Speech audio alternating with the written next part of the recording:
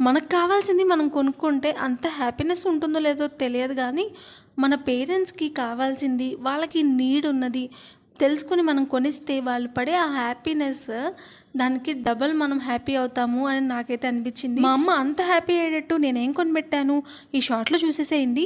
దానికన్నా ముందు మా ఛానల్ 300 సబ్స్క్రైబర్స్‌కి దగ్గరలో ఉంది కదా. సబ్స్క్రైబ్ చేసుకొని మీ సపోర్ట్ అయితే ఇవ్వండి.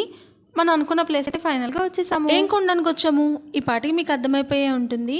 ఈ చిన్న రోళ్ళు అంటే మా అమ్మకి చాలా ఇష్టం, కానీ మమ్మల్ని ఎప్పుడూ కూడా కొనమని ఫోర్స్ చేయలేదు. ఇంకా మేము ఇబ్బంది పడతాం, డబ్బులు వేస్ట్ చేయడం ఎందుకని ఆలోచిస్తుంది. అంత బాధపడే బదులు మీ అమ్మగారు వెళ్ళి కొనుక్కోవచ్చుగా అంటారేమో. అవునండి, సందు మొదట్లోనో పక్క సందులోనో అయితే కొనుక్కునేది. ఇవైతే ఇంటికి కొంచెం దూరము.